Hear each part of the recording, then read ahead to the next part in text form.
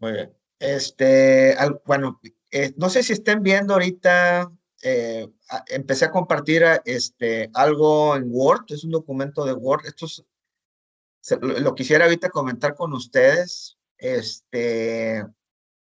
voy a pasar el documento como quiera y quisiera repasarlo porque, vamos, me han hecho la pregunta ustedes de cómo es que vamos a revisar su protocolo final, ¿verdad? El documento con el cual van a acreditar tanto el seminario del métodos cuantitativos como también su seminario interdisciplinario, ¿verdad? Sé que hay una guía semestre por semestre de lo que el candidato debe cubrir. Yo en eso estoy de acuerdo y esto, quiero aclararlo, no debería ser visto como algo que suplante esa guía que ustedes seguramente tienen, ¿verdad? Pero también debo decir que ustedes al cuarto semestre pues ya van digamos, en un estado de la tesis que considero tiene cierta madurez. Y precisamente dada esa madurez, deben de reportar un avance que en la guía que mencionaba hace rato se conoce como resultados preliminares y que en este documento que ahorita voy a platicar con ustedes, estoy tratando de explicar un poco más a qué me refiero con lo que se esperaría, ¿verdad? De esos resultados preliminares. Entonces, voy a permitirme leer este tema y si se dan cuenta, estoy introduciendo aquí algunas ideas que ojalá y queden todas claras, sobre todo para que no tengan duda de qué quisiéramos o qué esperaríamos de un protocolo, un entregable del cuarto semestre. ¿Qué cosas vamos a checar? Vamos a checar, por ejemplo, la relevancia del proyecto de investigación, la relevancia práctica, ¿va? Y la forma como la propuesta de estudio va a atender este tópico, ¿verdad? La prioridad con la cual vemos la relevancia del proyecto. El segundo punto tiene que ver con cuáles los fundamentos teóricos sobre los cuales yo estoy desarrollando todo mi marco conceptual, ¿verdad? Y ese marco conceptual no me sirve para basarme en él, me sirve sobre todo para saber qué es lo que ya es conocido, qué es lo que ya existe, ¿verdad? Y si se dan cuenta, y voy a irme punto por punto, el primer tema es cómo el tópico que yo quiero proponer en mi proyecto de investigación está conectado con la teoría existente, ¿verdad? ¿De qué manera está conectado? La segunda es qué es lo que ya sabemos en relación a la práctica y a la teoría del tópico de investigación, del tema de investigación. Y esto lo estoy poniendo tanto en el plano práctico como en el plano teórico, ¿sí? Y luego viene lo interesante que es, bueno, ¿y qué no sabemos, verdad? Tanto en la práctica como en la teoría del tema de investigación que yo estoy proponiendo. Y no solamente qué no conozco, sino el por qué necesito conocer, ¿verdad? ¿Cuál es la importancia que hay de eso que ya identifiqué que no conozco? ¿Por qué es importante atenderlo, resolverlo, ¿verdad? Y si se fijan, aquí, hasta este punto, es donde uno concreta el, la definición del planteamiento del problema. Aquí se concreta el planteamiento del problema, ¿verdad? Y luego ya vienen las justificaciones, ¿verdad? Y uno de los temas que voy a poner como pregunta aquí, ¿verdad? Es nosotros mismos autoanalizar si la justificación que yo estoy dando es débil o no es débil. Y no sé si ustedes entiendan a qué se refiere este punto que está aquí, el que estoy señalando. ¿Alguien quisiera dar una opinión de lo que entiende por ese bullet?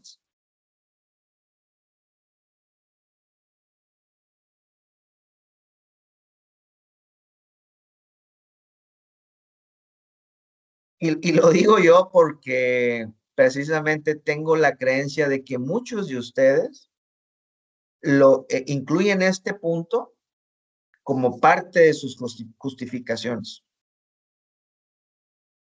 Y aquí la crítica es que no debería ser así. ¿Entienden a qué me refiero con este punto? Los escucho callados, ¿verdad?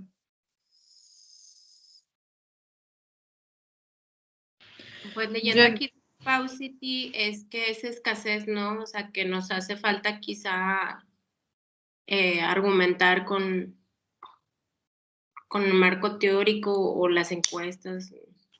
Lo que yo entiendo aquí, doctor, es que, o sea, que el hecho que justifiquemos nuestro objetivo de investigación por una escasez en ese tema no es una justificación. O Es sea, no correcto. no porque no exista suficiente literatura, ya con eso me voy a agarrar.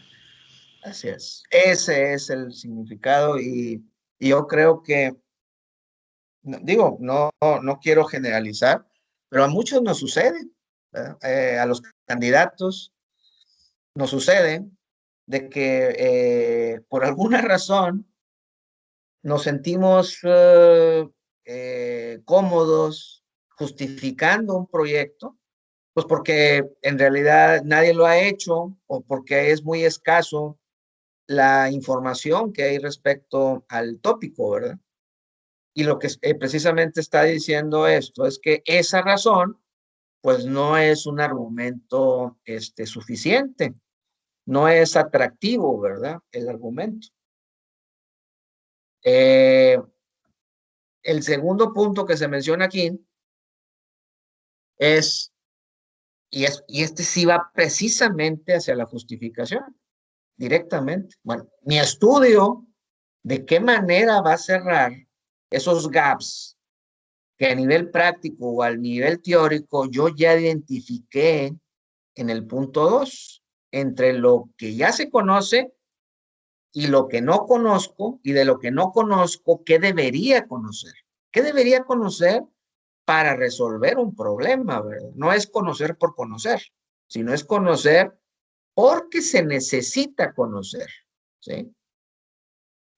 Y es el que se necesita conocer, si lo recuerdan bien, ya lo había resuelto aquí. ¿Por qué lo necesito conocer? ¿Verdad? Eso ya está desahogado, eso ya está aclarado un punto antes. Y aquí, en la justificación no es para decir, porque lo voy a cerrar, no, no, no. Aquí de lo que se trata en la justificación es que tú, como candidato, como investigador, menciones de qué manera lo estás proponiendo cerrarlo, ¿verdad? Esa es la justificación.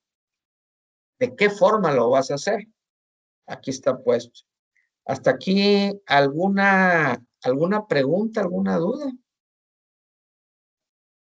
Doctor, pues, la verdad es de que, o sea, sí está muy interesante esto que nos dice, solo que yo siento que en lo mío, que por ejemplo ya llevo 130 páginas, ¿no? Sí. Escritas. Y pues hace un año que escribí ese apartado, pues definitivamente le falta argumentación a la justificación, solo que pues bueno, seguimos avanzando y creo que tiene que haber un punto en el que haya el espacio de ir hacia atrás y alinear todo, como lo que dice aquí en un principio, creo que decía que que si todo está desde el título al problema de investigación, todo tiene una alineación, como dice, los tópicos conectados con la teoría existente, o sea. Es correcto, ¿verdad? Entonces siento que a mí sí en mi tesis siento que me falta esa alineación donde va evolucionando la tesis y todavía no hay esa alineación hacia atrás. Tal vez debería estarse haciendo en cada paso, ¿verdad? Pero Tienes hasta el último semestre para corregirlo, Irving. Pienso yo que el tener esa oportunidad de hacerlo hasta el último semestre, pienso que es válido, aunque pienso que no es muy eficiente, ¿verdad? Yo pienso que esta información que estoy compartiendo con ustedes, deben tenerla, deberían tenerla entendida desde el principio, desde que entran al doctorado, ¿verdad? Ustedes en el primer semestre, ustedes ya deben conocer esto que está aquí, ¿verdad? En el primer semestre, ustedes van a resolver este tema. Con Joel, ustedes van a resolver este tema. Bueno, quizás estos dos, ¿verdad? Este tema es con Marta, ¿verdad? Y desde luego, pues un poco de los dos temas, estos últimos dos es conmigo, ¿verdad?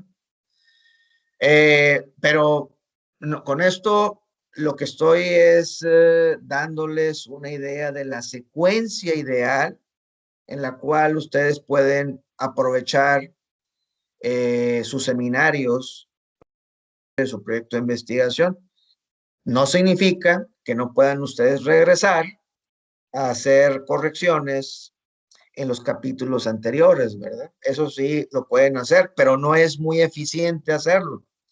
Y es por esa razón que seguramente si alguno de ustedes tuviera intención de hacer un segundo proyecto de investigación o hacer un postdoctorado, pues seguramente lo harían de una manera muy diferente, ¿verdad? Porque ustedes, una vez que ya terminan su primer proyecto de investigación, pues tienen mucha mayor claridad de cómo hacer un segundo, ¿verdad?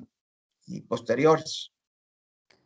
doctor, ya que mencionó lo del postdoctorado, yo conozco un par de doctores que hicieron 2 doctorados y no estoy tratando de decir por qué es mejor o no de una cosa u otra. Y creo que usted mencionó que usted hizo un postdoctorado, no sé, la pregunta es, ¿qué me podría platicar o qué nos podría platicar sobre los postdoctorados? Bueno, un postdoctorado, en principio, no es algo que te otorguen un título. Te dan cuando mucho un reconocimiento, una carta, un documento, no es un título. No existen títulos de postdoctorado. Eh, y obviamente no duran 4 años, ¿verdad? No duran 3 años.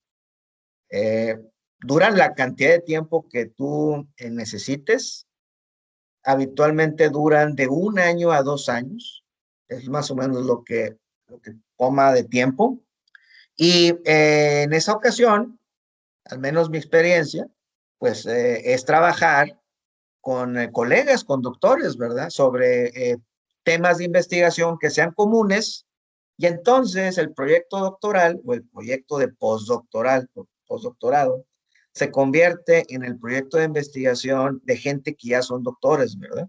Y habitualmente por eso es que se termina el proyecto de una manera eficiente en 1 o 2 años, ¿verdad? No sé si con eso te ayude a entender la diferencia entre un doctorado y un postdoctorado, Irving. Sí, doctor, ya me queda más claro, gracias. Doctor, ahí en ese tema, o sea, en el postdoc, prácticamente el tema de investigación que uno haría es tipo una otra tesis o ya iría más enfocado a publicaciones. No hay nada que limite a que no se genere una tesis. Claro que puede ser una tesis. Desde luego, en términos prácticos, la mayor cantidad de las veces, la gente que trabajamos en esos proyectos, lo que nos interesa más bien es generar una evidencia de publicación que sea relevante y con eso poder de alguna manera justificar, pues no solamente el deseo de resolver el problema, sino en términos mundanos, pues el tener la justificación del tiempo que uno le dedicó a ese proyecto y justificarlo ante el faculty, ante la escuela, ¿verdad? Porque al final es un tiempo que el doctor le va a dedicar, el profesor le va a dedicar a un proyecto. Y como les digo, en la mayor cantidad de las veces, no conozco un caso que no sea así, ya son gente que tiene grado de doctorado, ¿verdad? Los que participan en esos proyectos. Doctor, yo te pregunto en ese mismo tema, ¿y qué universidades sí tienen ese tipo de proyectos de postdoctorado? ¿O todos lo tienen? Bueno, entiendo que inclusive en el CEDEM recientemente se abrió la oportunidad para recibir estancias de gente que viene de afuera para poder hacer postdoctorados, ¿verdad? No conozco todavía ningún caso, ¿verdad? Pero seguramente en algún momento va a existir. Y déjenme decirles algo, es más usual que los postdoctorados consistan en profesores, en doctores visitantes que vengan de otras escuelas, ¿verdad? Porque precisamente lo que busca el faculty es esa movilidad, ¿verdad? Entonces, si algunos de ustedes están pensando en un postdoctorado, lo más probable, lo más conveniente es que el camino para hacer eso sea afuera de la escuela, afuera del CEDEM, ¿verdad? ¿Sí me explico? Por ahí va tu pregunta, a lo mejor. Sí, doctor, claro, gracias. Inclusive, doctor, bueno, no sé usted ahí qué opine usted. ¿Se recomendaría hacerlo también como fuera del país o en algún otro lugar como Sí, fuera? no hay duda, fuera de México, ¿verdad? Pero pues obviamente depende del tipo de proyecto, depende del tiempo que el investigador tenga, ¿verdad? Depende, no hay duda, depende de asuntos personales también, ¿verdad? Sí, No hay sí, duda. exacto. Sí, pero sí conviene que sea afuera de la escuela de origen y que, pues al final, yo les hablaba de la conveniencia práctica de generar una publicación relevancia para poderlo justificar con el faculty, que es el que va a dar el permiso, pero pues también en la generalidad de los casos hay una conveniencia añadida por lo que pudiera haber de afiliación en el Sistema Nacional de Investigadores, ¿verdad? Entonces, en ese sentido, el hacerlo afuera, pues también ayuda a poderlo acreditar mejor en el SNI, ¿verdad? Sí, así es. Doctor, perdón, Cintia. ¿Y tendría sentido relevante hacer un segundo doctorado? ¿O con el conocimiento que se adquiere para efectos de investigar, no sería mejor concentrar ese tiempo, esos recursos en lo que ya se domina? O bueno, que se domine, sino en lo que ya se conoce para explotarlo de una mejor manera. Sí. Yo creo que hacer un segundo doctorado no necesariamente vas a obtener más conocimiento. Si tú lo que quieres es aprender de otras disciplinas, seguramente hay mejores opciones que un doctorado, ¿verdad? Porque en un doctorado en realidad prácticamente, y estoy hablando de los doctorados tipo americanos, ¿verdad? Que no son igual que los europeos. En los doctorados americanos, en el mejor de los casos, y estoy hablando en el mejor, el 50%, 40% de las clases son del contenido, digamos, de una disciplina científica, ¿verdad? El otro 50, 60%, inclusive 70% del contenido del doctorado en realidad no es de la disciplina, es método de investigación, son modelos de investigación, ¿verdad? Que eso, pues haberlos aprendido en un doctorado debería ser suficiente, ¿verdad? Debería ser suficiente para que ese conocimiento, esa metodología de investigación, pues el investigador la vuelva a reproducir, la vuelva a aplicar en otros proyectos posteriores, ¿verdad? Pero si lo que me interesara fuese conocer más de otra disciplina, posiblemente haya otras formas de lograrlo, ¿verdad? Y pues hay especializaciones o maestrías en las cuales, sobre todo ciertas maestrías que son en ciencias, pues básicamente toda la maestría, todo el programa es contenido de la disciplina, ¿verdad? De la disciplina que tiene que ver con tal o cual ciencia, ¿verdad? Y entonces pienso que de ahí pueda obtener mayor beneficio el postulante, porque lo que va a aprender, pues va a ser complementario, va a ser adicional siempre a lo que ya conoce, a lo que ya aprendió en el doctorado, ¿verdad? Doctor, para Es, allá iba, perdón que me sí, interrumpa, para allá iba en el entendido de los doctorados que son reconocidos como profesionalizantes. sí, Incluso nosotros como FACPIA, lo digo como comunidad, pues está el de contabilidad, ¿verdad? sí, Y que tiene una serie de materias que van cursándose. Y así como está ese doctorado, existen otros. Yo soy contador público, por eso lo comento, sí, que van enfocados a la parte fiscal. sí, Entonces, para allá iba finalmente mi comentario, que si posteriormente era más válido, bueno, más provechoso, para no terminar en una maestría, sino que continuar con un doctorado, pero profesionalizante. sí, entiendo lo que mencionas. Ese tema de doctorados de un tipo, de otro tipo, eh, yo sé que en México se escucha mucho eso, ¿verdad? Y lo he escuchado sobre todo en las maestrías. También percibo que se menciona en el doctorado. En Estados Unidos no ocurre eso. En Estados Unidos todos los doctorados son iguales, ¿verdad? O los que son reconocidos, ¿verdad? Claro, hay una diferencia con respecto al estilo de los doctorados europeos. Y ese estilo, esa diferencia de estilo, radica principalmente en si es más investigación o es más contenido disciplinar, ¿verdad? Esa es la proporción. Y no hay duda de que en el caso de el doctorado en administración, si se fijan, el contenido disciplinar no es mucho, ¿verdad? En realidad es más, la mayor parte del contenido es relacionado a la investigación, ¿verdad? Es más enfocado en la metodología, ¿verdad? De cómo investigar, o al menos así se percibe, ¿verdad?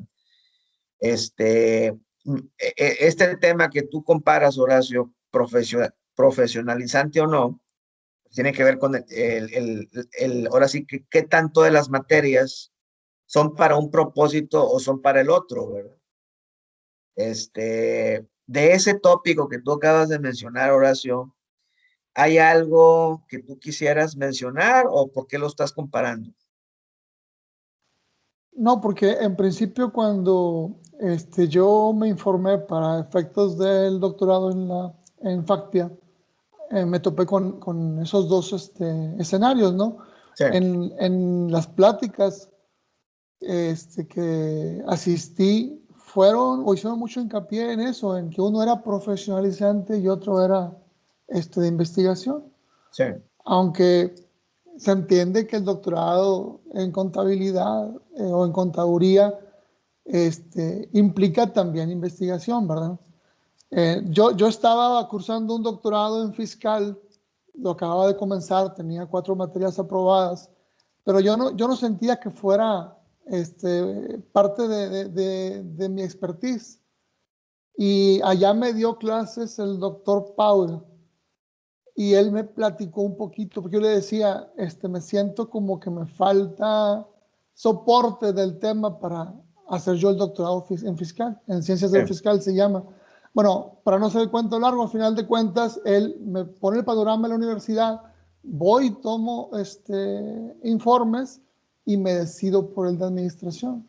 ya. Sí, pues Entonces, la pregunta aquí Juan, era si terminando, perdón doctor que lo interrumpa, sí, ¿valdría para mí la pena seguir abordando el área fiscal por lo que usted comentaba, en el entendido de que son vamos a llamarle así, materias que incrementan el conocimiento en los temas afines a una carrera que yo estudié, ¿verdad? A una disciplina, ¿verdad? A una disciplina, sí es. Sí, sí.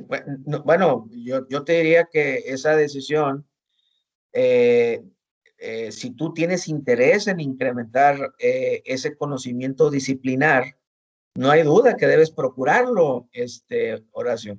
Ahora bien, el tema es para una persona que ya tiene los años y que ya tiene la madurez, ya tiene el practitioner, la experiencia que tienes, por ejemplo, tú, la pregunta es cuál es la mejor opción, ¿verdad? Porque, pues, hacer un doctorado completo para una disciplina, a lo mejor es demasiado tiempo, ¿verdad? A lo mejor, a lo mejor una maestría podría ser, se podría sentir como un retroceso, ¿verdad? Y entonces empiezan a aparecer otras opciones, como las certificaciones, ¿verdad? O las especializaciones, de las cuales siempre vas a encontrar, y eso es a favor de la decisión, siempre vas a encontrar información más reciente, más nueva, menos encajonada, menos acartonada, que es igual como sucede con la divulgación científica. No es lo mismo leer un paper, un journal, a estar leyendo un libro de texto. En un libro de texto, pues vas a encontrar información que a lo mejor ya es de algunos años, ya no es tan reciente. En un journal, pues tú esperas siempre encontrar cosas más recientes. Y lo mismo sucede en una decisión de este tipo que tú estás diciendo, ¿verdad? En un doctorado, no estoy seguro, sea profesionalizante o no lo sea, yo me pregunto si vas a encontrar información y contenido disciplinar más reciente que si logras que la que encontrarías en una especialización, por ejemplo. Esa sería la pregunta. Y yo creo que en función a lo que tú encuentres, a la evidencia que encuentres en relación a esta pregunta que te acabo de decir, ¿dónde vas a encontrar contenido más reciente? Tú de ahí puedes elegir, sea en 4 años o sea en 4 meses, cómo quieres tú consumirte ese contenido disciplinar, ¿verdad?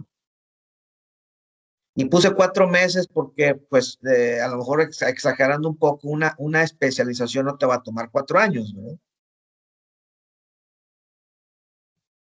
Y este tema de la decisión de las especializaciones y en general de los posgrados, fíjense, de los posgrados, ya estoy hablando de los posgrados en general, va a cambiar drásticamente con todo el tema de la situación nueva del COVID, ¿verdad? O sea, lo que antes era importante hacer en una universidad, en la situación del COVID puede cambiar.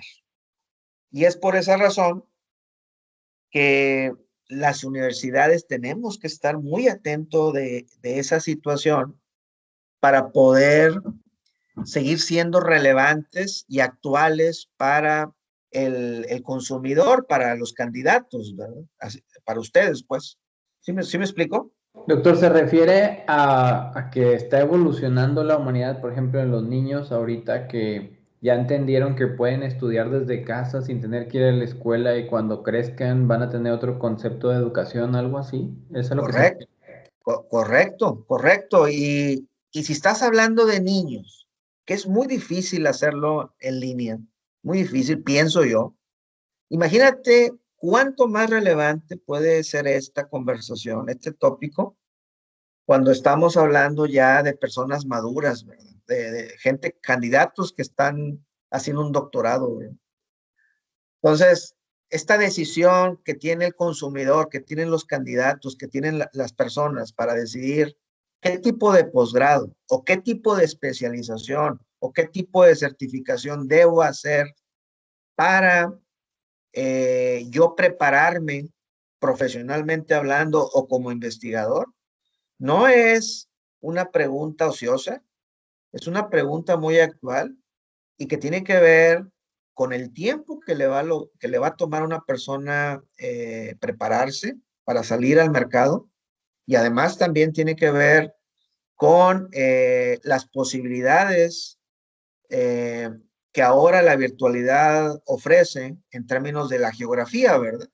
Ustedes pueden estar estudiando ahora en Estados Unidos, o pueden estar estudiando en Europa y estar en Monterrey tomando la clase, ¿verdad? Por la virtualidad.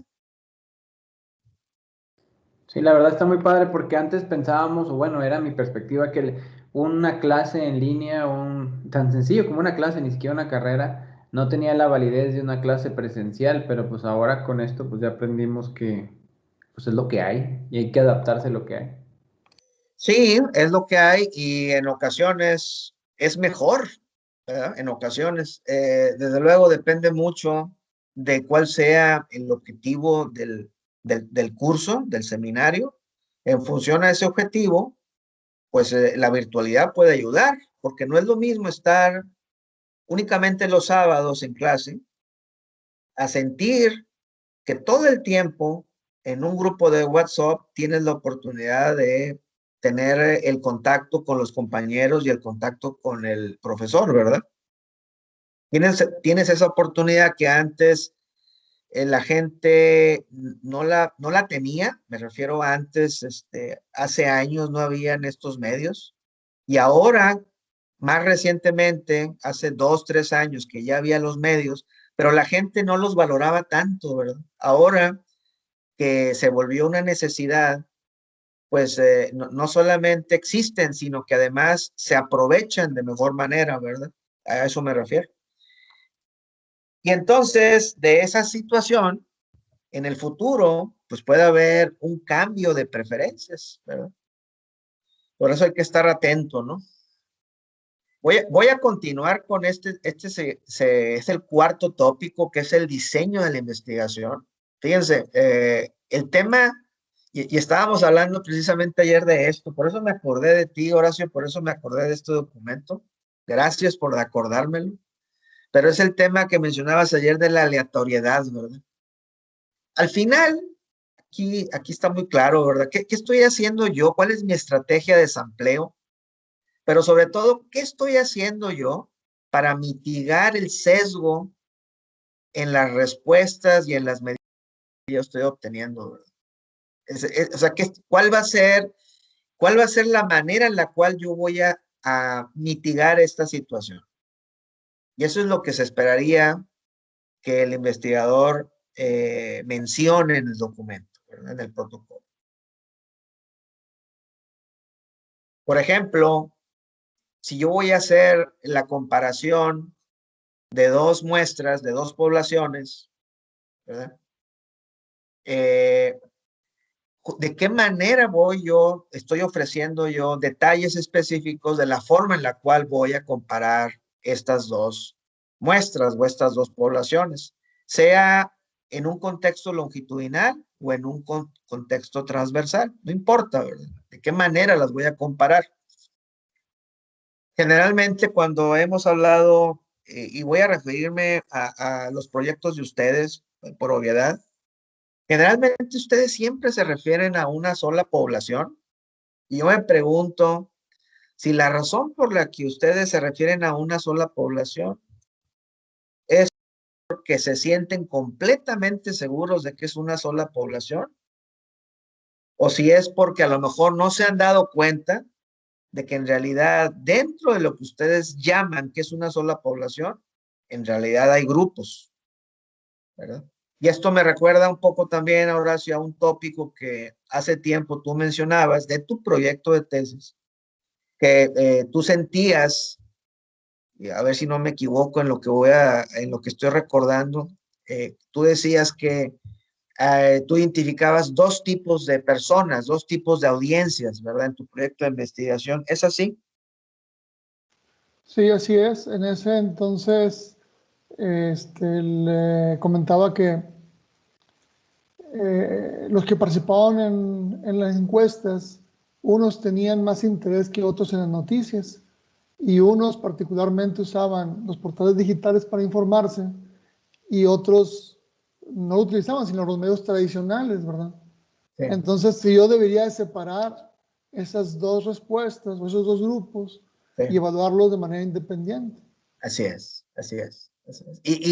Y la única razón por la que estoy comentando esto es porque me da la impresión de que esta pregunta que Horacio se planteó hace algunas semanas, que yo recuerdo que la mencionó, yo me pregunto a veces si ustedes no lo han hecho, ¿verdad? O no lo han hecho porque no se han dado cuenta, o no lo han hecho, decía yo, la primera opción, porque están muy seguros de que todo pertenece a una sola población y no hay necesidad de distinguir grupos, ¿verdad?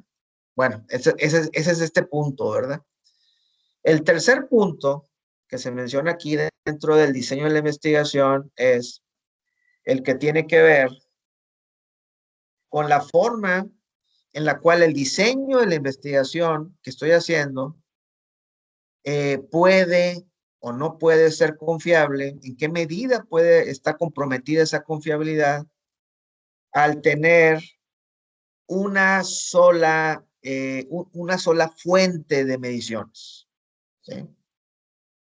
Y no sé si al momento de que se dice una sola fuente de mediciones, queda claro el por qué aquí se menciona de las limitaciones que puede haber al respecto. Lo voy a poner subrayado, ¿verdad? Doctor, yo no comprendo a qué se refiere eso. O sea, Sí, ¿qué se refiere con que solamente viene de una sola fuente de mediciones? ¿Se sí. refiere a la persona que nos va a proveer de la información o específicamente cómo? Sí, sí, sí, sí. Sí, y esto pues está en un sentido muy amplio, ¿verdad? Single source, ¿verdad? Lo que sucede es que cuando todas las mediciones que yo estoy haciendo provienen de un grupo limitado o de una fuente limitada, digamos, voy a poner un ejemplo, ¿verdad? No quisiera hacer el de Fabiola porque sé que a lo mejor el de Fabiola podría ser un muy buen ejemplo, pero no lo voy a hacer. Pero en lugar de hablar del contexto de la universidad de Fabiola, voy a hablar del contexto a lo mejor tuyo, Irving. Estas mediciones que tú estás haciendo, ¿de qué lugares geográficos son? Sí, pues está muy delimitada mi población Bueno, y muy, muy delimitada porque, o sea, es de Monterrey, área metropolitana, solamente directivos de empresas y son del área de tecnología y de la información y comunicaciones y son empresas micro, pequeñas y medianas. correcto. Muy bien. No sé si ahora ya quede claro qué significa esto que yo estoy aquí señalando en amarillo como single source. Sí, ¿Te o sea, ayuda el ejemplo que tú estás contextualizando, Irving? Tú estás manejando el fuenteo de tus mediciones, viene de Monterrey nada más, ¿verdad? sí, sí, o sea, sí, no lo justifico, más bien sí entiendo el sesgo y sí entiendo que pues lo padre sería de todo el planeta, ¿verdad? Pero en eso, porque yo sí muestré más, o sea, mi muestra actual es de 78 directivos, lo que me pedía el muestreo, pero yo tengo más de 600 porque me amplié mucho en la recabar la información y lo segmenté. Lo que sí estuve haciendo pruebas con los datos y era muy relevante que no daban los mismos resultados dependiendo de lo que yo estaba, del segmento de la población a la que estaba corriendo los datos, inclusive siendo aquí de Monterrey. Si Sí. eran las empresas grandes contra las pymes o si era de otro sector de económico, los resultados eran muy diferentes y eso para mí fue muy interesante y el entender por qué nos piden segmentar muy bien o definir muy bien la población. No sé si me va a entender. No, sí, y eso que tú estás diciendo tiene que ver con el punto anterior, ¿verdad? El tema de identificar oportunamente los grupos que pueden existir dentro de la población relevante. Eso que tú acabas de decir es el punto anterior, pero en este punto tercero tiene que ver más con las limitaciones que nosotros tenemos al basarnos en el sorceo, el fuenteo de nuestras mediciones en poblaciones geográficamente limitadas, restringidas, el caso tuyo de Monterrey, y bueno, el de Fabiola, hablando de la Universidad de Nuevo León. Entonces, no es una crítica lo que estoy haciendo, no, lo que estoy diciendo es, dense cuenta del el problema que ustedes se están enfrentando, dice aquí, post serious limitations, en el sentido de las inferencias que ustedes pueden hacer respecto a la solución de un problema.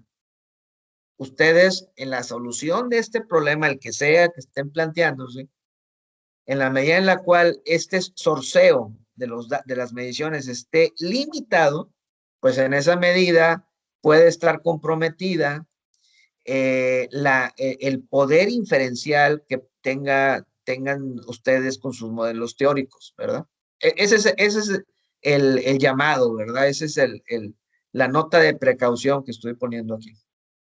Doctor, y es que ahí, por ejemplo, bueno, no sé, recuerdo mucho que la doctora Marta, cuando el semestre pasado, me hacía a mí esa observación en mi muestra, porque, por ejemplo, yo también la tenía súper delimitada, nada más a cierto tipo de población o a hospitales, por ejemplo. Entonces la doctora Marta me decía, pero es que si tú delimitas tanto tu muestra, no vas a poder hacer una inferencia estadística, no vas a poder asegurar que lo que te salió realmente está pasando en Nuevo León. Sí. Entonces dice, y eso es una limitación muy grande que para un o sea, para una publicación no te va a ayudar en nada, porque pues aquí, o sea, dice, no va a haber tanto interés. Sí. Entonces ella, bueno, en ese entonces ella me dio la recomendación en mi caso de que, sabes que expándete a todo Nuevo León, o sea, independientemente si sea de hospitales o de dónde, porque si ya he perdido puedes hacer una inferencia que no tenga tanta limitación por la parte del diseño. ¿Se referiría a eso? No hay duda que sí, pero a lo mejor el ejemplo que yo pondría es, en lugar de haberlo hecho de Nuevo León, Cintia, no estoy diciendo que esté mal, pero a lo mejor hubiera sido mejor tenerlo como Horacio, ¿verdad? Según recuerdo, Horacio, Ok, es ya. Monterrey, Guadalajara y la Ciudad de México, ¿verdad?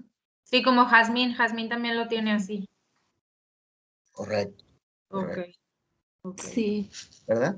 Y es que, claro, a lo mejor no conozco si usted quiere atender un problema que es eminentemente urbano o si no tiene nada que ver con urbano o rural, ¿verdad? Pienso yo que tendría más valor, sería más contrastante poderlo medir en esas tres ubicaciones geográficas, pero imagínense el valor que hay cuando estamos hablando de países diferentes, ¿verdad? Desde luego, el problema sigue siendo el costo, ¿verdad? Y la dificultad que hay para obtener esas mediciones. De hecho, sí, la doctora Marta sí me decía mucho a mí de que traduce la encuesta y manda al otro país. O sea, como dando pues la oportunidad de que pues por ahorita lo del COVID, que tenemos como más oportunidad de extendernos de manera en línea y de Sí, llegar como a más lados, ¿verdad? Pero sí me llegó a mencionar también eso. sí. Bueno, y el último punto de los 5, y este sí va, definitivamente va de acuerdo a los resultados que ustedes hayan obtenido. Bueno, ¿cuál es la evidencia objetiva que ustedes pueden ofrecer o están ofreciendo de acuerdo a su investigación? Si ustedes hacen una regresión típica en la cual determinen una, dos variables que serían significativas y hasta ahí ofrezcan ustedes un resultante de su proyecto de investigación, pienso yo que van a dejar dinero en la mesa, como dicen, ¿verdad? Y es por esa razón que mi objetivo a lo largo del seminario es siempre buscar ayudarles a identificar cómo sacarle más millaje, más valor a todos los datos que ustedes ya pagaron. Ustedes ya pagaron un precio por obtener esos datos. Bueno, ¿cómo saco el mayor provecho de todo ello, verdad?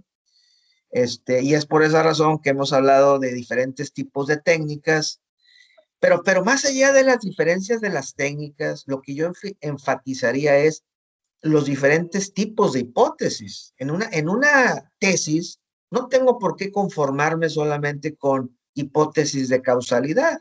Yo podría hacer mucho más con los mismos datos, ¿verdad? ¿Se acuerdan de los tipos de hipótesis? Hipótesis de estimación, hipótesis de diferencia de grupos, hipótesis de causalidad, hipótesis de diferencia de impacto, por ejemplo. Todo ello a través del uso de los mismos datos, ¿verdad? No tengo que medir más, ¿verdad? Es con las mismas mediciones puedo ofrecer más. Y aquí precisamente habla de la oferta. Lo voy a poner aquí en color verde. ¿Qué puedes tú ofrecer, verdad? ¿Qué estás diciendo nuevo que no supiéramos antes? ¿Qué puedes tú ofrecer? Y luego lo otro es, bueno, yo creo que va muy de la mano, ¿verdad? El anterior, bueno, ¿y qué me estás diciendo nuevo, verdad? ¿Qué es algo de lo cual tú quisieras decirme, pon atención en esto porque esto te va a ayudar a ti organización o a ti, dependiendo del contexto, a ti persona, te va a ayudar a resolver un problema, ¿verdad? Dependiendo del proyecto. O sea, o sea, ese es el tipo de forma en la cual puedo medir la significancia que pueda tener mi contribución. Y yo creo que algo que de alguna manera también es relevante es de qué manera mi estudio avanza y logra resolver, no solamente sobre lo que ya sabía, sino sobre lo que no sabía, ¿verdad?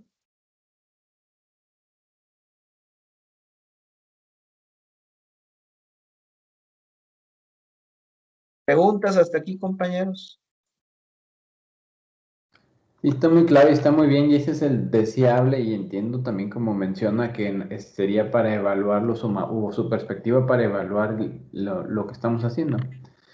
Y a mí me preocupa, o bueno, más que me preocupe, lo tengo claro que pues mi investigación está completamente a confirmar la teoría que existe y no está orientada en la actualidad para explorar y encontrar pues esos vacíos o algo nuevo o como dice aquí, que si es un big deal o que estoy ofreciendo nuevo, ¿verdad? Sí. Entonces, pues definitivamente sí es lo que hay que hacer y es lo que hay que buscar, solo que pienso que, pues no, bueno, más bien tengo la certeza que mi tesis no está diseñada de esa manera en este momento.